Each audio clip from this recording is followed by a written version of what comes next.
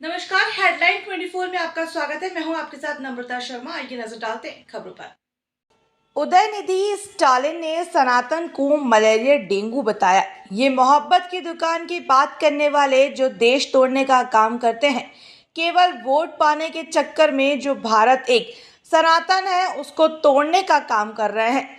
इनको पता है त्याग है सनातन, है तपस्या है सनातन, प्रेम है सनातन, सनातन राम से सीखो जिन्होंने शबरी के झूठे बेर खाए, सामाजिक समरसता है सनातन, हर जीवन में ईश्वर को देखता है सनातन।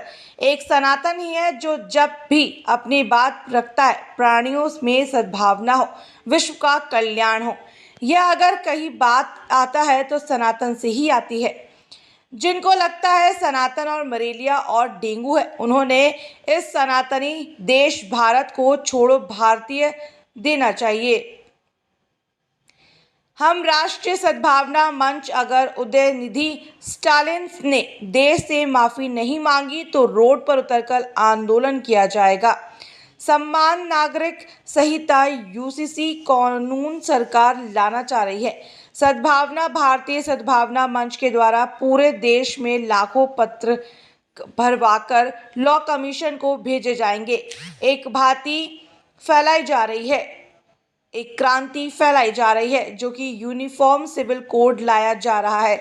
ये सभी के लिए, हिंदू मुस्लिम सिख ईसाई के लिए सम्मान कानून हो जिसमें ना तो जातियों के विवाद हो, ना किसी धर्म का कोई हो। सब अपने धर्म को माने और सब अपने रीति रिवाज से अपनी शादियां करें। महात्मा गांधी, भगत सिंह, सुभाष चंद्र बोस, डॉक्टर भीमराव अंबेडकर सभी चाहते थे कि सम्मान नागरिकता कानून हो, सबको सम्मान कानूनी अधिकार मिले, एक भारत और श्रेष्ठ भारत।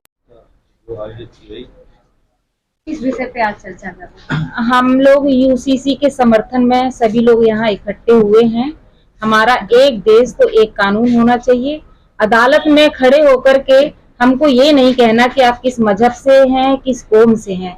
सबसे पहले हम भारतीय हैं और ये कुरान शरीफ में भी लिखा है कि हुब्बुल वतनी निस्फुल ईमान। हम भारतीय हैं तो हमें भारतीयता के हिसाब से हमारा न्याय होना चाहिए। ये यूसीसी का समर्थन हमारे लिए बहुत जरूरी है क्योंकि यूसीसी संविधान में भी है कि इसे लागू होना चाहिए, पर अब तक क्यों लागू नहीं हुआ है। अगर लागू नहीं होगा तो तब तक हम बटे रहेंगे, हिंदू में, मुस्लिम में, सिख में, ईसाई में। अगर एक नियम लागू हो जाता है तो फिर से हमारे हृदय में एक वसुदेव कुटुंबकम का भाव प्रकट हो जाएगा और हम सब लोग एक होकर के एक राष्ट्र के लिए लड़ेंगे। स्टालिन ने भी बोला, डेंगू बताया सनातन धर्म। भारत का दूसरा नाम सनातन ही है। सनातन सत्य शाश्वत, नर से नारायण तक की यात्रा की खोज सनातन है। जो सत्य में जीता है और उसको गहराई तक निरंतर खोज में रहता है, अनंत तक रहता है, उसको हम सत्य सनातन कहते हैं। और खुद में खुदा जागृत करने का नाम सनातन होता है। पूरे विश्व को सनातन ने ही ज्ञान दिया है और गहराई में खोज करके हमें गिनती दी है, विज्ञान दिया है, आयुर्वेद दिया है, संगीत दिया। ये सनातन की ही देन है। पूरे विश्व में हमें परिचय कराने की जरूरत नहीं है कि राम के प्रति कितनी आस्था है, कृष्ण के प्रति कितनी आस्था है। वो गीता सनातन ही तो है जो पूरे विश्व में आज गीता जा रही है, इस्कॉन के माध्यम से जा रही हो। चाणक्य हमारे सनातन ही तो हैं। और जब जिसने सनातन को छेड़ा है वो रावण भी नहीं बचा है, कंस भी नहीं बचा है, जो भी विधर्मी देश में आए हैं वो नहीं बचा है। और जिनको लगता है कि सनातन डेंगू है, बीमार है, तो वो हमारी सनातन की भूमि से चले जाएं। जहां डेंगू नहीं है वहां जाके रहें। अगर ऐसा स्टालिन नहीं करेंगे तो भारतीय सद्भावना मंच के कार्यकर्ता गली गली उतरेंगे और उस डेंगू से बचाने के लिए स्टालिन को हम सनातन भूमि से बाहर निकालेंगे। लिया है और हम सब इस पावन और पुनित कार्य जो दीदी का चल रहा है उसमें हम सब सहभागी बने हैं। यही बात कहकर मैं अपनी बात को प्रणाम करूंगा, समाप्त करूंगा। और जो हमको निर्देश और जो पालन हमको होंगे उनका हम आगे पालन करेंगे। तो भी आपने एक शब्द कहा है कि मोदी जी वर्सेस मतलब जो है वही धर्म के हैं, सनातन है। सनातन धरती पे बाकी लोग सनातन नहीं है। मैंने ये कहा सनातन ही से निकले हुए मोदी है, G20 में सबको झुका दिया जी। तो लाखों लाखों पत्रक वहां पहुंच गए हैं भर के और लॉ कमीशन इसका निर्णय लेगा। हम लोग अधिक से अधिक मत पहुंचाने का काम कर रहे हैं। और गोवा में लागू है, लोग भड़का रहे यूसीसी लागू हो जाएगा तो हिंदू के पक्ष में आ जाएगा। तो गोवा से आप पता कर सकते हैं क्या वहाँ हिंदू पक्ष में मुसलमान के पक्ष में हो रहा है क्या। तो ये एक सामंजस्य बिठाने की भी बात है। और मत में तो हमारे मुसलमान भी सबसे ज्यादा पत्र भर रहे हैं, सिख भी भर रहे हैं, जैनी भी भर रहे हैं, क्योंकि राष्ट्र सबका है, नियम कानून एक ही रहेंगे। एक घर में दो कानून नहीं चल सकते, हमारे प्रधानमंत्री जी ने बोला। आपसी को नजर आ रही ये संगठन इसीलिए उतरे हैं कि आवाज उठ चुकी है सनातनी के लिए, और सनातनी किसी को भेदभाव नहीं सिखाता है। 1,24,000 अगर नबी आए हैं तो कुरान भी कहता है कि पहली नबी इसी भारत भूमि पर आए थे। इस मामले इसलिए में सनातनी मुसलमान को भी आस्था हमारी भूमि से है। इस पूरे मामले में जितने भी संगठन हिंदूवादी सब एक साथ आगे काम करेंगे मैदान में। करें, राष्ट्र के लिए सभी एक साथ हैं। जो भी रह रहे हैं वो किसी भी धर्म मजहब के मानने वाले हो, सनातनी की अगर आवाज उठती है तो सभी के पूर्वज इस सनातनी भूमि के हैं, इसलिए सबको एक होना ही पड़ेगा। क्या लगता है 4 दिन पुराना मामला भारत में हलचल नहीं मची, 1-2 संगठन मैदान में आए तो अब मचेगी हलचल, बात पहुंच रही है लोगों तक आगे।